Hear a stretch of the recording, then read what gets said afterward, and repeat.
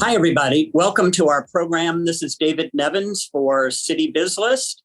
And our special guest today is Charles Kithcart. And Charles is the CEO of African Diaspora Maritime. Charles, welcome to our program. Thank you for having me, David. Oh, it's our pleasure. So, Charles, African Diaspora Maritime, a bit of a mouthful. Why don't you tell us what that is and what that means? Well, we love that name. And when I first came up with the name with some scientists and historians and a group of nice people, we said it's an unusual, different name. And it helps us to learn that people of African descent are all over the globe. And I used to see this when I would see people in the Olympics, and I would see there was a black guy from Suriname. And I thought, where in the world is that? And I was a little kid. And then I found out where it was. And so the diaspora just means the people that are outside of Africa, all over the world. So, Charles, you have quite a venture that you are starting. I know you had a big announcement regarding it in Baltimore just several days ago. You are out to create I hope I describe it properly, the first all Black or primarily Black, you can correct me if I'm wrong, America's Cup sailing team based in Baltimore. How did this idea come to you, and where do we stand? Well, where we stand is that we are now becoming a reality. When we made the announcement, we were flooded with phone calls and emails and people looking into it from the investor side, because they realized that this is effectively the Jamaican bobsled team. And what we're going to do is we're going to integrate the team, but feature Black sailors. We've got a number of guys that can take the helm. But I think in the modern era, where we are now, it's a good thing that you can feature something but not be exclusive of that something. So I like the idea of featuring Black sailors and integrating the crew and organization. It sort of speaks to what we say we want in the country as an ideal. So, Charles, I find it interesting you use the Jamaican bobsled team as an example. And as you well know, they sort of took over the world in terms of everybody rooting for them over the last several years. And a lot of that is because, we don't envision bobsledders in Jamaica.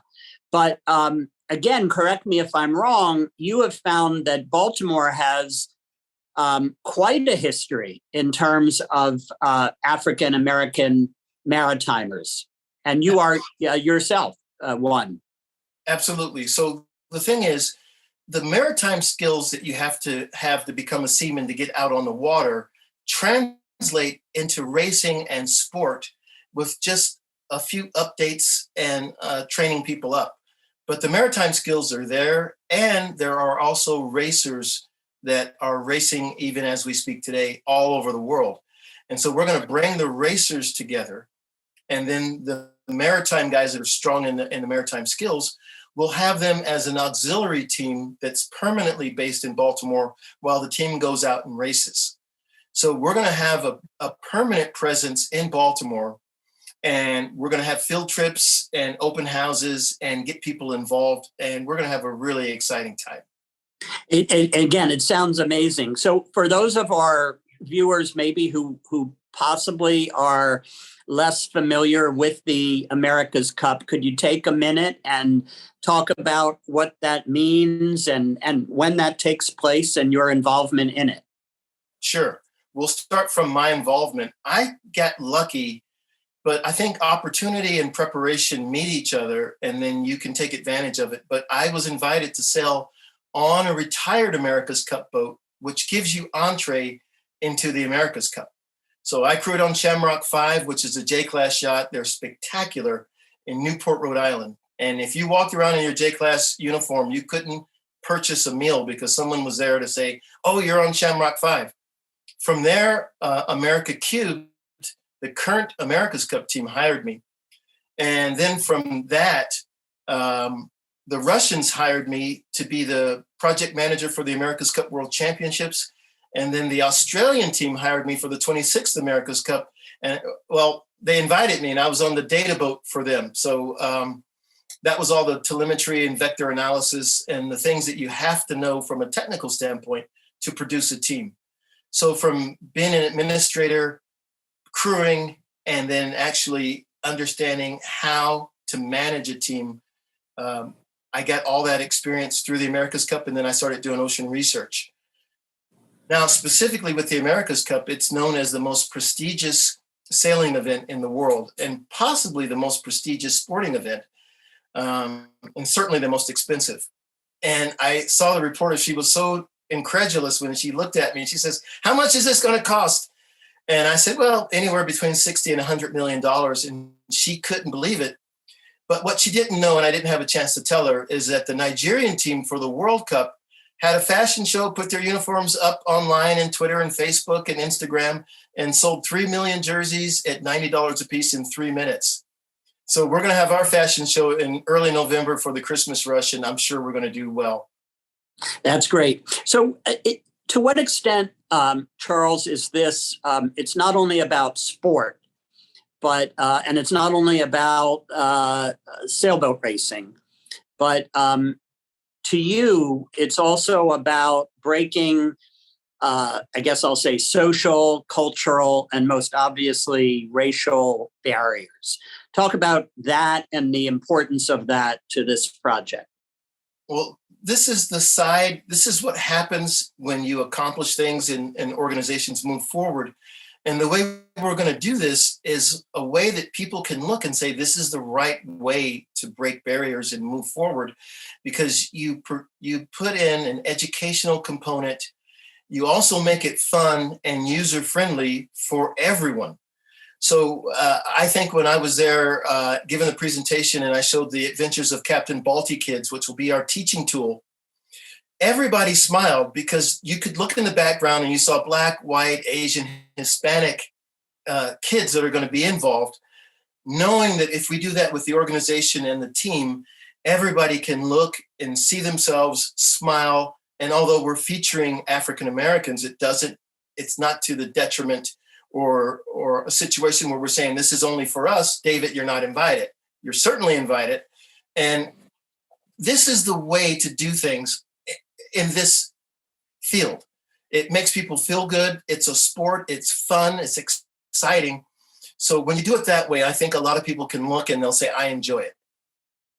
I have no doubt. Talk a little bit, Charles, as we only have a couple moments left, about the timing of all this. What is supposed to happen when, and culminating hopefully in what year, and where's the race, and so on and so forth. Got it. So the America's Cup, the 37th Cup, is in fall of 2024 in Barcelona, Spain. So what we have to do is, from now until then, purchase the training boat for the America's Cup, which we'll do that in the next month and a half. Those are 45 feet long. They're 4-person boats, and they're going to have a Youth America's Cup and a Women's America's Cup. So we will buy that boat, train on it. At the same time, we will talk to the designers, get the design right, and have the boat finished, the AC-75 finished this time next year, and get it over to Barcelona. And the team is going to have a solid year of training. And for a first-time group, that's plenty of time to get it right. So, Charles, I'm sure this is fascinating to our tens of thousands of viewers. I guess, how can they help you? How can they get involved and support African Diaspora Maritime? Is it just by buying a T-shirt or a hat, or are there other means of support and involvement? Well, the local person can get online and see what we have. I'd say buy a bumper sticker. They're $10. And what you're going to see is we're going to continue to roll out ideas that have already been formulated and post them. So when you go to our website, admsailing.com, you're going to read and see the first things, which are the history of the Black Mariner, the movies that we're going to have. And then in a few weeks, we'll roll out the design aspect of the America's Cup. A few weeks after that, we're going to roll out Craft City, and people will see that we're going to use the extra money, believe it or not, there's going to be money left over, for the projects that we're going to do in Baltimore that lift up the city and make people happy and feel heartened that there's efforts going in to help some of the struggling communities. So, Charles, just before we go, I want you to take a minute. I know you alluded to this briefly earlier. This is all quite fascinating, and we wish you nothing but success and good luck. And I'm going to let you repeat one more time your website so people who want to reach out to you know how to do that. It's admsailing.com, and you can Google African Diaspora Maritime and we'll pop up. And I think the website looks good, but that's just me. We've got some nice uniforms on sale. We've got hats and some bumper stickers, and maybe a few other things are going to start populating. But the basic thing is corporate sponsors are going to contact me, which they've already been doing. And then the local person says, you know what, I bought a bumper sticker or a hat. I like the idea. And when you see all the books on the history of the Black Mariner, you realize we're going to have the authors come in. We're going to have people speak, and the authors are going to come in. So we're going to have a lot of teaching tools with ADM, and we're excited about that. So, Charles, just in closing, just speak again about, you're not just a local, and I shouldn't say the word just, you're not simply a local entrepreneur. You are yourself a maritimer, and with quite a background. I know you said you were invited on a retired boat and so forth, but take another few seconds and share with our audience a little bit more about your personal background, if you don't mind. Okay. So I studied at the California Maritime Academy School of Continuing Education, the Marine Institute, and the Seamen's Training Center. I've done expeditions on ocean research vessel White Holly all over the world. The most exciting one was the Scripps Line Island expedition of '05, and that was filmed by National Geographic. My America's Cup experience starts with Shamrock 5, the retired J-class, the famous retired J-class. From there, I was invited to America Cube, the current America's Cup team in '92, which won the America's Cup. Then I was hired by the Russians as the project manager for the America's Cup World Championships. And they actually made me the vice commodore of the St. Petersburg Yacht Club in perpetuity. From then, the Australians had me on their data boat for the 26th America's Cup, and we were doing the vector analysis and all the linear perturbation and the technical things that you have to know and have to produce an America's Cup team. So a lot of people look at me and they say, well, he looks too young. How can that be true? But it's just the lighting and the camera. I'll be 58 in December. Well, I will say then we must have excellent lighting and excellent camera work, because you don't look it. But in any event, Charles, again, a fascinating conversation, a cause that we wish you the most luck with and the most success with, combining sport and combining an incredible social cause. And based here in Baltimore, I can think of nothing better. Thank you, Charles, for joining us today. Thank you, David. It was a pleasure. Our guest has been Charles Kithcart, and he heads the African Diaspora Maritime Program. Look them up and give them some support if you're so inclined. This is David Nevins for Citybiz List. Thank you so much for joining us today.